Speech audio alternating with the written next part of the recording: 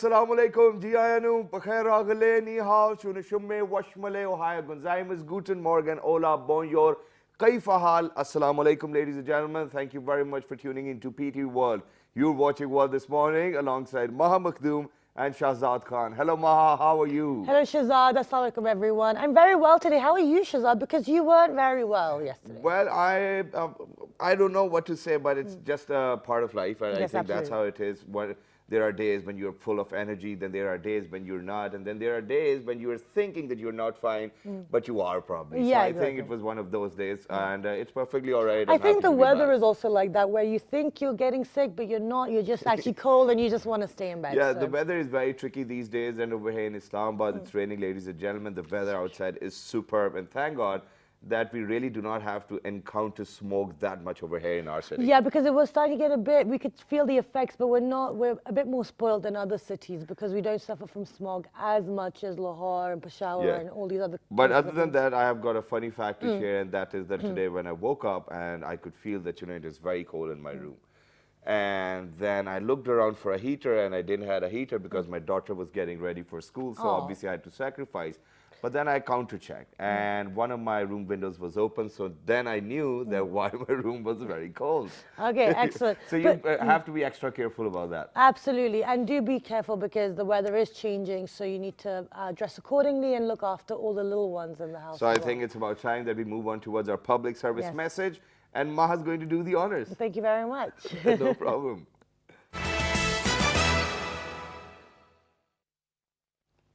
Okay, so leading on from our public service message, as yesterday we mentioned that it's going to rain and the weather is changing, and we saw how many degrees the temperature dropped yesterday evening. So do be careful.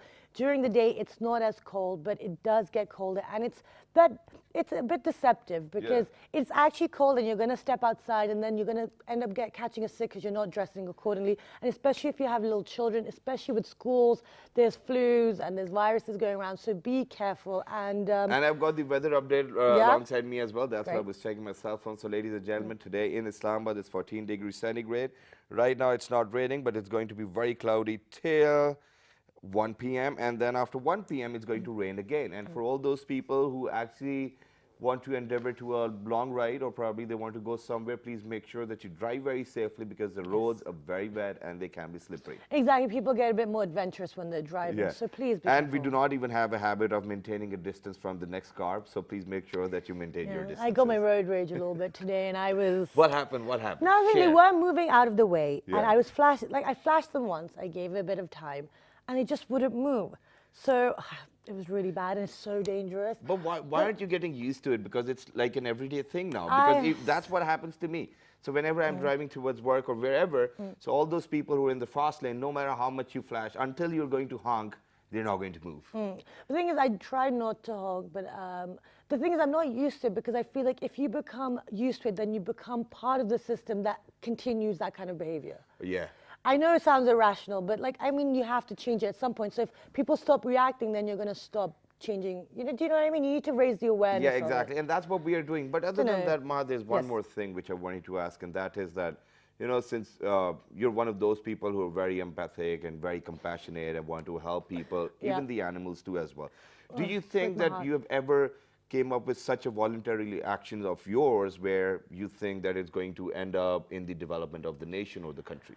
I we're wish I moving in could line say. now. I wish I could say yes, but I don't think I have done anything. I haven't created an organization. I have not given my voluntary services as much as I should have in maybe education. No, but or I've women seen you empowerment. going for some food drives, and you've been helping people. I as like to well. promote people who are working on these things. Yes, so that is my contribution. That I like to give them the platform and give more attention to them because they're the ones that are doing the ground level work and they Exactly. deserve the recognition. That is great. Yeah. And other than that, this is what we are going to discuss, ladies and gentlemen. There are organizations which are working over here. But there's this one concept. I've seen quite a lot of people because Pakistan ranks on #1 in being very philanthropic in nature as well. That's how we are. But other than that, the concept, because what I have seen is, as far as I've been in conversation with people, that they want to spend money on education, they want to spend money on food, but it's like that we are not teaching them how to fish. We are giving them the fish, but we're not teaching them how to fish. But another argument is that if you don't, but the thing is, if they don't have anything to eat and you're not feeding them either, then they're not going to have the energies or the kind of resources or reserves to kind of make the effort to get out of that That's situation. what I'm telling them, for all those people who are actually trying to provide them with food, provide them with education too, so that in days to come, they're able to do that. And then there are other organizations, there are experts, and we have been joined by an expert too Exactly. as well. We'll definitely ask them. Yeah, exactly. So we have people within Pakistan and outside that work on the, like Shehzad said, on education, on eliminating poverty, on raising awareness of social rights and equality and women empowerment, these kind of issues. And they're important for developing countries because, you know, there's so much opportunity and breadth, you know, there's so much distance we have to cover to reach the point of where everyone has the same opportunities and rights. And I think the responsibility lies on our shoulders too as well, because we have got sustainable development goals, then millennium development goals, the SDGs and MDGs as well. And we have to achieve them within time. So we really do not want to lag behind. Exactly. So we've been very lucky. We've been joined by the Chief Executive of the Voluntary Services Overseas, Dr. Philip Goodwin. Hello, good morning. Good morning. Thank you so much for joining us. My We've pleasure. given a very broad general introduction, but thank you so much for joining us today. So let's get the conversation started about the importance of these kind of campaigns and projects But that are before happening. we end up in such a conversation, I think first of all we need to ask about VSO and Yes. its operations in Pakistan. Okay, so VSO, as you described it, it's an organisation that works with volunteers. It works to tackle poverty, and it works around the world, so in 25 countries, but we've been in Pakistan now for almost 50 years, actually. Wow. So VSO has been in existence for 60, but we've been here for 50 years. Wonderful. And yeah. Okay, so now, you know, you've been here for such a long time, so you've seen, the organization has seen itself, the hurdles that Pakistan face within the society, within, you know, economic situations or social situations, and you have been working on education for girls, education, eliminating, girl empowerment, eliminating poverty. So how does the organization VSO itself identify the issues, and how have you managed to evolve over the 50 years that you've been? Well, I mean, the challenge of poverty and development is constantly changing. Yeah. And if it was simple, of course, we'd have all solved it many years ago. But I think that, you know, one of the biggest challenges, I suppose, facing Pakistan now is about the big youth population you have. So you have, what, 64%, 65% of the population under 25, fifth largest youth population in the world. Yep. Yeah. Which is, I mean, you'll know better than me. And, you know, trying to engage those young people in the development of this country, that's the big challenge, giving them the opportunities. But so they get opportunities themselves for them, you know, their families, but also for the whole So then country. how have you actually seen the behavioral changes of masses over these 50 years since the time VSO has been operating over here in Pakistan? Well, I suppose that the challenge is when you have so many young people who are looking for opportunities, Yeah. it's simply the scale of it, I think, which is the challenge. You know, you continue to have very large population growth, so you have this large youth population. I think that's the biggest challenge. And so, you know, what do you do that's productive for young people? Exactly. How can they engage? How do they get a stake in society? And so, you know, my organisation is really thinking about that issue as the sort of main challenge in Pakistan and Yeah. the work that we do. And so what we're trying to find is a way in which you can engage those young people so that they are actually contributing and developing as young people, but also feel as though they've got a stake in society here. And wonderful. So that's great that, you know, this is how the thinking is, to get them engaged and to show them the different, engaging them and then creating the opportunities and highlighting it. But then what specifically are VSO doing on the ground level? So how are we engaging with the youth, the 64% youth? How are we trying to engage with as many of them as possible? So a great example actually is we have a partnership with Emergency Rescue 1122. Great. Yeah, so I assume many people know about 1122. Yeah. Fantastic organisation, created about 10 years ago, Yeah. not relatively recently, and really trying to look at, well, how do people deal in communities with emergencies? You know, how do they take control of that themselves? So we have a partnership with them which is called Emergency Response Muhafiz. So it's really getting volunteers to work with their service to respond very quickly to stabilise emergency situations. before 1122 can step in. Okay. So they're recruiting, what, 1 million volunteers across Punjab. Wonderful. And those are all young people, so who will be emergency first responders. And so we're working with them in looking at how they're trained to make those emergency responses. Wonderful. But also then training them to build resilience of their communities. So again, as you all know here, the floods that you had 3 years consecutively, people, I think when 1122 started, they said, well, we haven't had a big disaster, and then you had the earthquake and then the floods.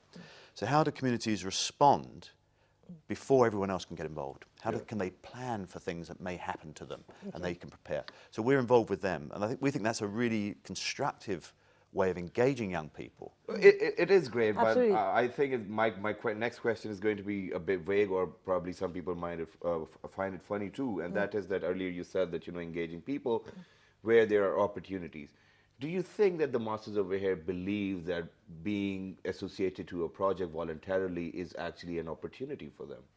I think they do. I mean, there's always an education process about, why should I be willing to engage? Yeah.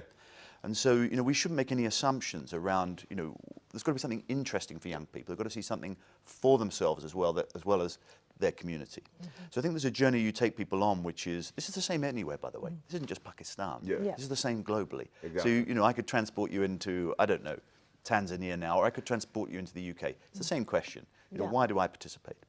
So, what we find with people who volunteer is that they get more personal opportunities. Right. So we've done some big global surveys. So young people know, and we can see the evidence, that if they've volunteered, they get better life opportunities. We also see that they're personally more resilient. So they can take, life has ups and downs. We all know that. So there are moments where things don't go so well for us. And that people are more resilient if they've been involved in volunteering opportunities. So, that part of that is people seeing, so people want to see, it's a bit like farmers here. You try and say, teach farmers, well, let's do something different that's better. A farmer, same in the UK, will say, well, why should I do it? Show me it works. Yeah. If you can show me it works, I'll do it. Okay. They want to see another farmer do it. So to be honest, they don't want to see an expert like me, because they'll say, well, you've had all the advantages in the world, you don't really know. But if you see another young person who's had the opportunities, and they say, no, you should do this, because this really works for you, then that makes the difference. So I do think it's a process. Yeah, but there's one more point which I would love to make over here, and that is that, when you see the result, then there's no more opportunity. And I think that's something which people need to realize or recognize too as well, that earlier, when there was an opportunity for you to engage voluntarily, and you ask them the question that, okay, what's in it for me? Eventually, when people see the results for all those people who really didn't actually achieve that opportunity, now there's no more room for them. Yeah. So that's how it is. Okay, yeah, so that's the thing. So now, with that mentality, because like you said, this is a global problem, why do I volunteer? Why should I do this? Why should I try something new? But I guess sometimes like you said, this is a global problem, but within Pakistan, do you think there are socially more issues in convincing people because you are with local partners, but you also, it's also an international kind of organization that's kind of encouraging people to do it. So do you find that there's more hurdles to overcome within this country, or not socially? Well, I mean, I should say, so VSO is a global organization, Yes. but all our staff here are Pakistani. Okay, wonderful. And I think that's, and so it's a Pakistani-led organization. And I think that's really important. You don't need, there's been lots of foreigners coming over here telling you what to do. And so it's important that it is Pakistan-led and that the Pakistan partners are there. So that understanding of context. So I'm always nervous you get an expert like me and you sort of say, well, what do you know about Pakistan? I lived here for 3 years and I still, what do I know? Yeah. And so I think it's important that people are talking to people who understand the context. Okay. Now then that leads on to the next question. So how do you choose the local partners or the people from the country to Literally stole my words. Yes. So there's you're always looking for people who actually can demonstrate the results. You want to know that people are transparent, and accountable. So are they able to show that if for example, they're spending money, they're able to account for that money and show that they can deliver? Are they people that are embedded, if you like, in the community? The community knows them and trusts them. Again, communities don't want outsiders necessarily coming in and telling them what to do, so they need to have people they trust. But I think there's also a thing around, we know there is some importance in having an outsider perspective. So it's good to have different sort of challenges, different experience. And we know that can be both a sort of inspiration for people, but also a way of innovating. Again, all of us, again, engaging with other people, have new ideas, new challenges, and that moves us on. So for us, we're really looking for people who are credible, if you like, people who, who can show that they can deliver. Okay, All right, excellent. but other than that, I want to ask about the contributions you've made so far within Pakistan, but as a matter of fact, I think there's a great difference in the thought processes or the mentality of the people who live in rural areas and urban areas. And if we want to have a greater impact, obviously we have to think about the people who live within the rural areas, and that's where we talk about real development. So how do you think that you've actually moved on to that part of our country where people are more willing and then they become more resilient with all the opportunities you've shared with Because them? the hurdles in rural areas are much more different for the youth, so maybe engaging them might be more difficult. Yeah, well, I think that, again, for our organisation, we're very keen that all of our people work alongside rural communities. So they're not coming in and then going out. So it's important to understand how people in villages live. And so our volunteers are placed in those villages and work alongside people. And I think that makes a big difference. Again, if people are working alongside you in supporting you, that you feel, okay, if they're prepared to be here, then you trust them more. I think in terms of engaging young people, are there differences? I'm not sure. I mean, Because the ground reality is always different. yeah, the ground reality is always different, but I suppose there's a challenge in terms of, I suppose, getting people the basic steps in terms of capacity to take an opportunity. All right. So I think if you're living as a very poor rural farmer, why should you take a risk? Exactly. You can't afford to take a Yeah. risk. Exactly. Any risk could be a matter of life and death. So again, I think what organisations like us can do is almost create that breathing space for those communities to take a risk. So we almost insure the risk by working alongside them. Okay. And I think that's an important part of the process. So it's a bit like, if you've got a twisted ankle, that you have someone alongside you to support you while the ankle gets better. That's right. Yeah. So it's more that, because again, I always think that it's unfair to ask people in rural communities who have very little to take a risk. Okay. Yes, exactly. Yeah, unless you're prepared to insure that risk, to work alongside them, as I say, to be that support. Well, if you Okay. ensure that, it's no more a risk too as well. Yeah, But that's the thing, but most people don't give that surety, do they? Then it's more like, oh, well, it could go either way. Okay, so now with the now we've talked about all the, there's a lot of positive work that you guys are doing. And I was just looking at the figures as well. Last year, you had over 2.4 million volunteers over the course. So that's a really positive sign. I mean, that people they do care. There is that kind of philanthropic kind of side to people that they want to assist their own countries get better. Now, going forward as well, like you cover healthcare, education, all these different areas, and especially focusing on females as well, Yes. because in many, not just in developing countries, you even have it in developed. Certain states allow child brides and all these Yes. things. So. Regarding all of this, how do you think what are the new challenges as well, on top of all the old ones, like you said, poverty, this inequality, that's been there for time, but now we've seen this evolution that everyone's taking notice of these smaller things that were maybe more considered cultural back then. Because every step you take, there are more changes you have to adopt. Yeah, Yeah. yeah. And, again, let's be honest, under the Sustainable Development Goals, we're all developing countries now. So that applies again to Europe as much as anything else. Yeah.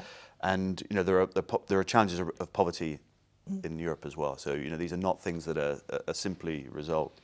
But I think, some of the challenges, I suppose, are around making sure that, I think in the old days, a lot of the work that was done was focusing on, very, very simple things. Yeah. So, there's a lot of focus on things like malaria nets and vaccination, all very important. But I think one of the big challenges is making sure there are whole systems change. So on healthcare, for example, if you look at mortality rates of children, so how do you care for pregnant women, but also for babies at risk? So that seems quite sort of perhaps a simple question, but you have to focus on the moment of birth, but then all the pre-birth care. How do you get into rural villages? How do you get them into referral hospitals? How do you? So I think that's the challenge, trying to make sure that you're placing support all the way along the line. Okay, wonderful. So then how does VSO do that? Like, how do you get into that? Because I feel like we're talking, what are the things you How guys does it Okay. happen? Yeah. Because So, it looks like yeah. magic to us right now. Yeah. Okay, No, so it's fantastic, but like, what's happening on the ground? So I'll take an example, take in Ethiopia, Yeah. for example. So there we work on reducing the mortality rate. We have created intensive care units across Ethiopia. We've created them in 26 major hospitals. That's a great thing. You immediately are able, we've been able there to reduce the mortality rate by 40% in those hospitals. Wow. Very, very, very significant over a matter of 2 or 3 years. But then you think, well, okay, can we provide better support at referral basis? So back into the village, can we provide community healthcare workers who are only sort of, they're trained up to a certain level to be able to spot and refer people into district hospitals. How do you provide that care? How do you provide care for women who are at risk? So we have created things like what are called maternal waiting rooms. So women who are at risk and babies at risk, you take them into hospital before, put them in a maternal waiting home for 6 weeks before the birth. Again, you can put that on the system and immediately create major changes. Wow. And it's those kinds of things that we would like to be working on in Pakistan. So Okay. currently, actually, we're not working on health, but we're developing our health program and looking at that kind of initiative. But again, very much focused at the grassroots. But How in you years do to that. come, we'll definitely see the changes. We're looking at that kind of change. And one last thing which I want to ask on that is that, as we have mentioned earlier in the program, that, we comprise of 64% youth. And I'm sorry that I have to say it over and over again. I think the entire Pakistan now knows about it. What would you suggest, knowing that you yourself are an expert in how people behave as well? Yeah. So what would you suggest to all of our people who are out there, even the elderly, to be more productive social beings? And look straight into the camera. Look straight in the camera and tell them. Yeah. Look, the thing about it, there's a number of things that have to change. And, for all of us, we need capacity in one sense, so we need So we have to to learn develop and to capacity. change. But I think there's also the thing around, we have to look at ourselves and whether we're willing to change. So there is something about the willingness to change. So the capacity to change, the willingness to change, and we need to create the space for people to improve. Oh, you're wonderful, and that's great. And I'm sorry, I do have one more question. It Sure, was go his ahead. last question. Sure, Don't go worry. ahead. Okay. Now, within Pakistan, like you said, the capacity to change and the work that is being carried in Pakistan is wonderful. But do you think on a mass scale that people are willing to change, or are we willing to change here? I guess we are. No, wait. Yeah. We're biased. Are you willing to change? We're biased. So Are I would you? say, if you can get 1 million volunteers in Punjab Yeah. for double Yeah. one, double two, Yeah.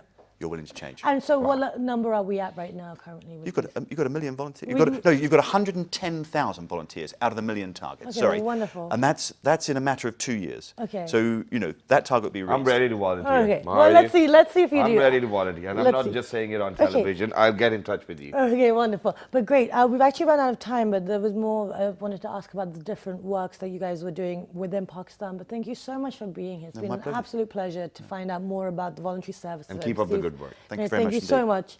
And if anyone wants any information on this, we will be sharing all of it on our Facebook page and our Twitter page, and you can write to us and get anything. But now we're going to go for a short break, and when you come back, we're going to be giving you some more information about what's happening within Pakistan, but on the entertainment side. Wow. Good morning.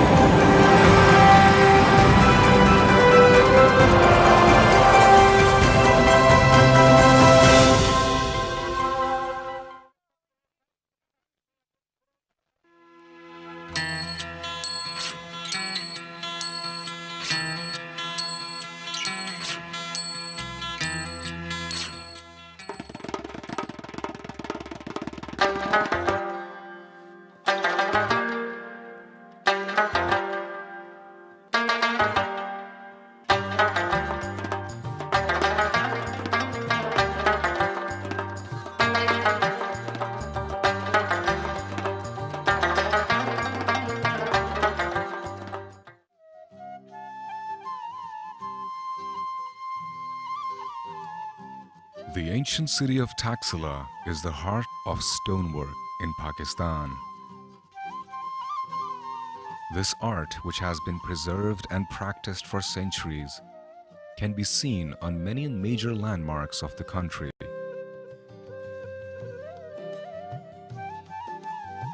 notably the Pietra Dura work in the Lahore Fort's Sheesh Mahal. These stone products take days to complete and require immense precision and skill from the craftsmen. The final products are perfect for souvenirs, gifts and decoration pieces, each depicting the richness of Pakistani culture at its best. Camel skin and ivory craft are trademarks of Multan's handicraft repertoire. Camel skin is cleaned, dried and mounted onto molds which can be of any shape desired. Multicolored lacquer painting is then used to ornament the molds, which in the end bear a Mughal or Persian feel. Ivory is crafted into pens, chess sets, jewelry and other accessories such as keychains by the expert craftsmen. Such detailed work, while being extravagant, is indeed a feat to achieve, and craftsmen of Multan produce beauty with their work which is worthy of global admiration. The enchanting arts and crafts of Pakistan.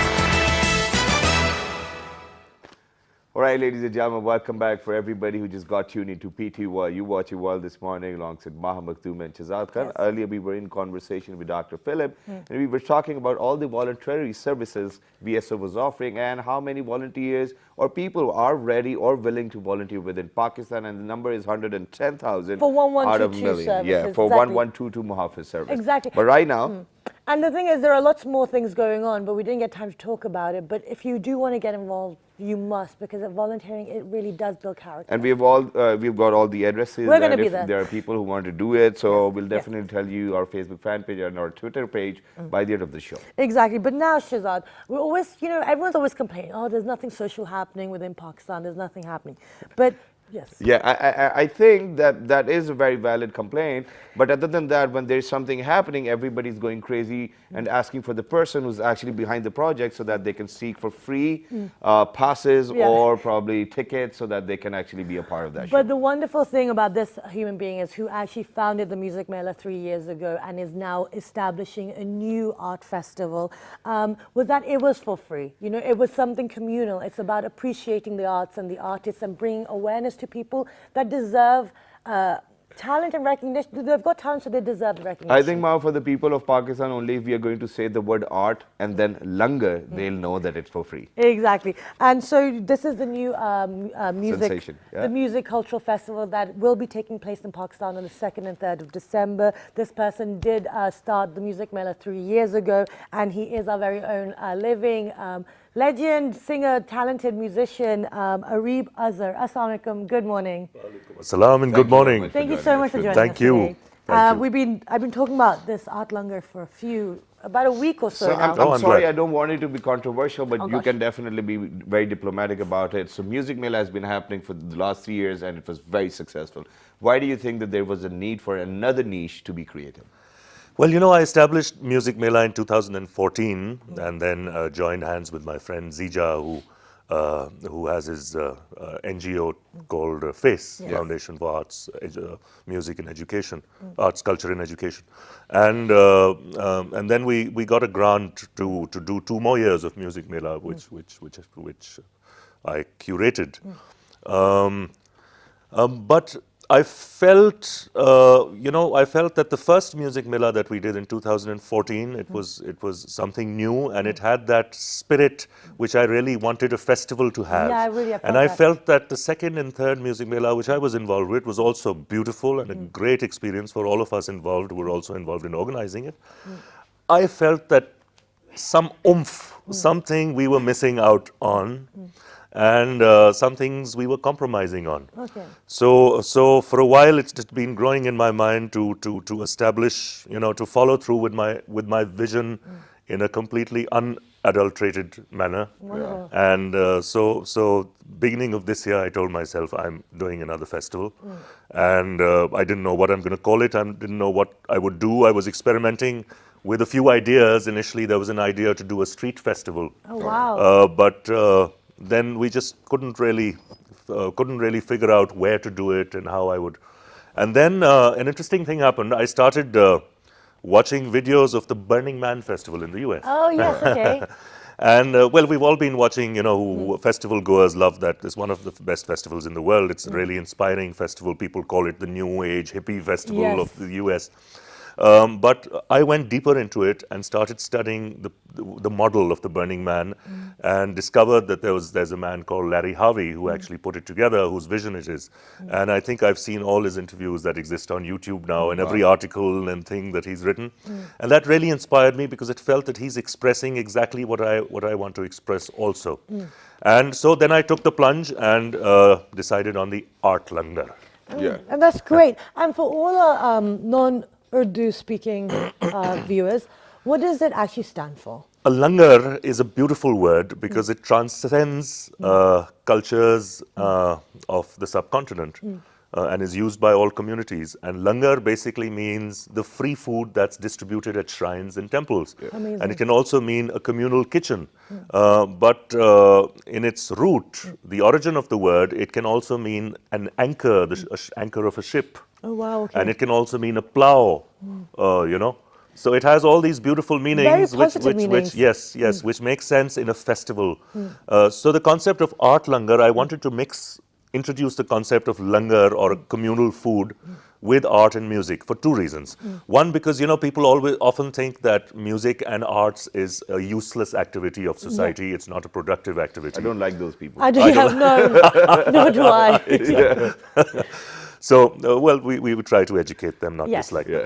them. So we wanted to connect the aspect of food, food security, and feeding those who need it, with the idea of music and the arts, that through a music and arts festival, you are directly feeding the hungry. Exactly. And the other concept which I wanted to introduce was that food is not only material food. Thought. Food is and food for the soul, which is music and arts. Now, langar, with all its diverse meanings, also people tend to forget that langar is not just a free meal. Langar is also a concept which only can work if you give what you are able to give. Yes. All right. So not more than that, but if you give conscientiously what you are able to give, without the thought of what am I personally getting in return, then the concept works, because then there's enough for everyone. Obviously it will, but you certainly know that you are inspired from the Burning Man, which is going Also, on in the US as well. But as a matter of fact, the demographics of, I think, their food for soul is different from our food for soul, or probably thought as well. So first of all, how is it going to work over here in Pakistan? And then there has to be a business model behind it as well to make it work. Great question. That's what I was trying to get my thought, would you head mind round. tapping my shoulder? So It's your I'm job. too far away. It's your otherwise. job to do that. So first of all, Burning Man is one of the festivals I'm inspired by. I'm inspired by a lot of festivals that happen in Europe also. Some of them my friends organized.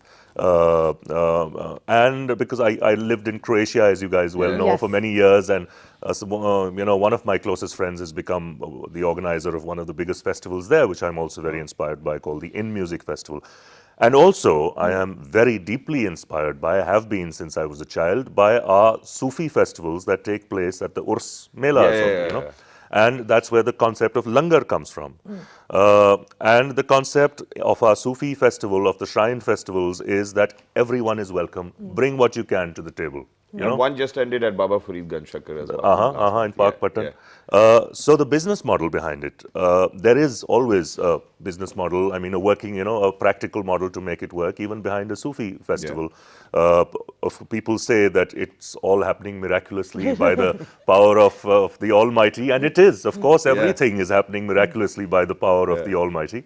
But there are people who are doing what they need to do in order for it to happen, in order for the Almighty's grace to reach us. It's just that they're helping, but they do not know that this is what is actually happening to what they're helping with. Yes. As you know, there's a saying that the Prophet said that have faith in Allah, but tie your camel first. Yeah. Yes. So Exactly. you have to be practical in things as well, but with not a selfish intention, with the intention of creating something for everyone.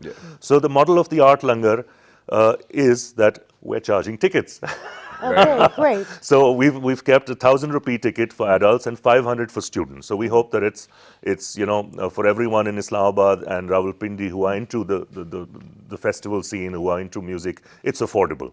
I discussed it with a lot of my student friends, and I said, look, is 500 too much? And they said, 500 is not actually too much. For a 2-day festival, we can afford that. So we've kept 2 this days? minimum. Yeah, it's a 2-day festival. wow. It's the first Saturday and You just Sunday have to of spend December. once for the ticket.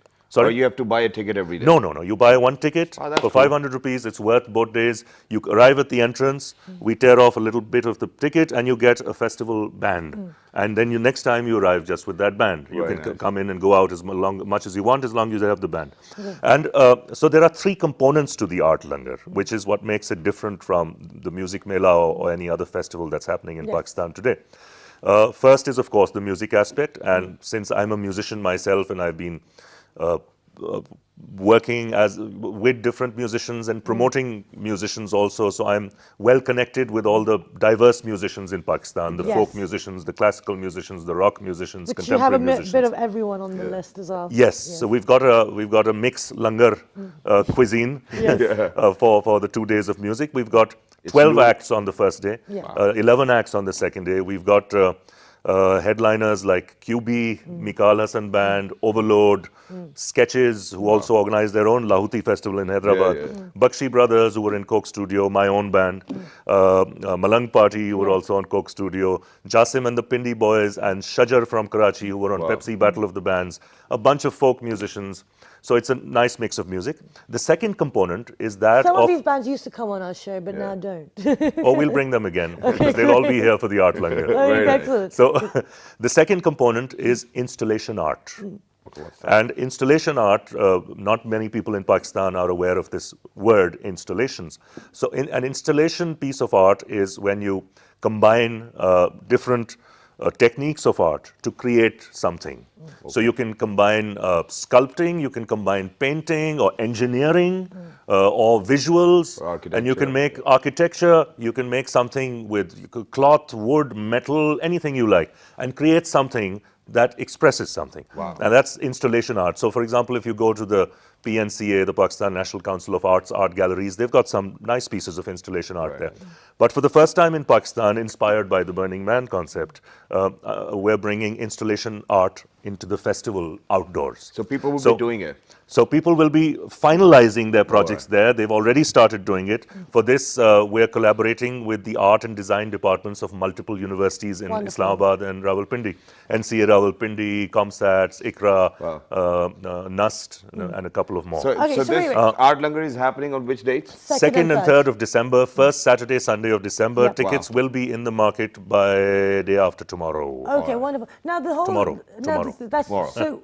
I feel like there's 3 components. You said so. You have the music, you have the art installation, Yes. and what's the third component? And the third component, thanks for asking, is the langar. And the langar, besides it, the whole thing together being a langar, so that people can give what they can afford to give and everyone gets. Besides that, on the second day of the festival, we are actually going to cook up a nice langar. Wow. But the langar is not going to be for all the guests, because we're expecting an audience of about 8,000 people. Okay. hopefully more. But we're bringing on the second day of the festival. The festival starts from noon and it goes on till midnight, by the way. It's 2 full days. So on the second day, we're bringing in all the children of the Mashal Model School for Street Children. Very nice. And there are about 1,000 of them. Yeah. So we'll bring them to the festival. They're going to interact with the artists and the musicians, see the artworks. We're going to design some activities with them, some fun and games, some music workshops, some sports, some dance activities. Amazing. And then the langar will be distributed amongst them. Okay, And the langar also... But what are we cooking anyways? you know, it's I really we're putting a lot of awareness, love into the langar, because I don't want it to be one of those langars where you've got a big pot and you just splash some food for you, like food for you, and very decent and amazing So thing. for us, we want to emphasize that food is also an art. It's a culinary art. Absolutely. So it has to smell, taste, look, feel like art. So we're trying to give them a beautiful nicely cooked meal of different ingredients, and also presented nicely to them so that, you know, they feel like I welcome just guests. felt as if there's Gordon Ramsay in you right now, because it's culinary art and feel and smell as well. No, that's Very great. very great. It is amazing, and for all those people who are coming, in fact, everybody needs to come in because it's about social welfare too. But other than that, please make sure that you've got your long coats, jackets, and everything handy, because it's going to be cold. Thank you very much. On our tickets, on every ticket, we have written in red colors, dress warm. Yeah. It's going to be cold, and especially at night. We're going to have a bonfire on the first day. I'm not sure about the second day. We'll have some heaters around, but it's not going to be enough because there are going to be thousands and thousands But of my people. prayers go out for all of those guitarists who actually have to play with us. First of all, I think As they long- use well, it they'll much be- more. They'll be warm backstage before they get on stage. Wonderful. But you know, I thought that this would actually add to the flavor. People will have a sense of adventure. Yeah. If you look at the biggest festival that happens in Pakistan is the festival of Shahbaz Qalandar at Sevan Sharif, the Urs festival. And in that festival, hundreds and thousands of people show up in the blistering heat of summer in Sindh. They walk for miles to get to the venue. So if Exactly. they can do that, they can come to our Art Langar. Absolutely. Amazing. Great. Thank you so much for being here Thank today. you We've so actually much. run out of time. It's been an absolute pleasure. And then with some of them, we'll go through all the different bands you have, and we'll Yeah. try and... And we will definitely be there, and we are not going to ask for pre-passes. No. You have to pay your way. Nothing in Give life what is you for can. free. Give Yeah. what you can so Give what everyone you can receive. Exactly. Thank you so much for being here. Thank It's you. been an absolute pleasure. So if you want any information on our first half of the show, which is about voluntary service, which is beneficial for your nation and for the society, or on Art Langar, which is a festival which is also serving the society, On the second the and culture the third and the of heritage December. of Pakistan, and promoting artists and bands and community and tolerance and love, then log on to our Facebook fan page, Which is with the name of World This Morning. our Twitter page, World This Morning without a G. our Daily Motion YouTube page, World This Morning. and the repeaters at 11 p.m. Have a wonderful day. Be safe, drive safely, dress up warmly, and we'll see you bright and Till early the next tomorrow. time, 1, 2, 3. Good Good morning. morning.